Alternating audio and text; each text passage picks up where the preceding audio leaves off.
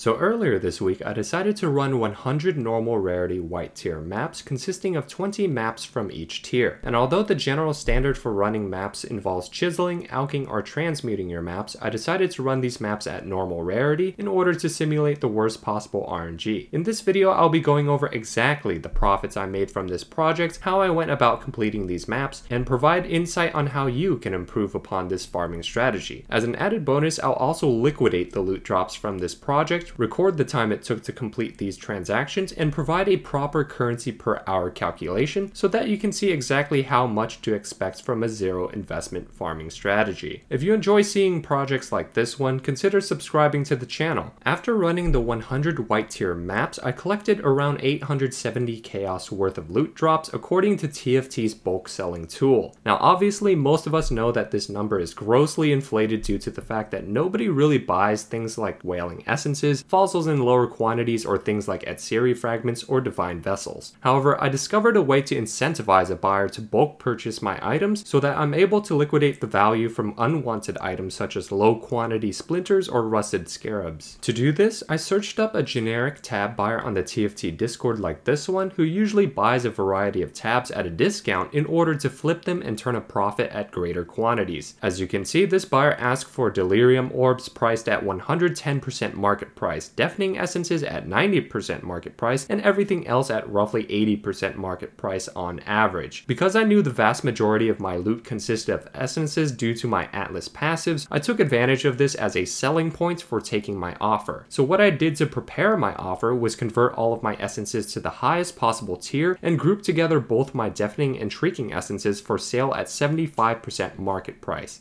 the buyer's asking price for only shrieking essences. On top of that, I also grouped together all of my other miscellaneous drops and priced them all at 70% market price, a solid 10% lower than this buyer's average ask. This allowed me to list smaller items like Etsiri fragments, divine vessels, as well as the fossils and splinters that wouldn't otherwise sell due to their low quantity or demand. You'll also notice that I was able to sell my Bubblegum currency at 80% market price, which was the buyer's exact asking price. And this allowed me to liquidate items like jewelers, transmutes, and even whetstones. As you can see here, the transaction went off without a hitch, and I was able to trade all of my drops, excluding the low tier essences, for a grand total of 2 exalts and 166 chaos. Combine that with the 18 raw chaos drops I had from my maps, and the total raw currency value I was able to extract from my loot became 2 exalts and 184 chaos. Because I no longer have as much time to play PoE as I used to, I broke up this grind into 10 separate sessions where I ran 10 maps per session. Since it took roughly 20 minutes to complete each session, you can calculate that I was able to make over 50 chaos per session or 160 chaos per hour. However, I mentioned earlier in the video that I'll also be recording the time it took to sell my loot and include this time into the calculations for profits per hour. Since it took me a little less than 30 minutes to sell my loot drops, we can simply round up and calculate that I was able to make just over 140 chaos per hour, including the time it took to sell my items.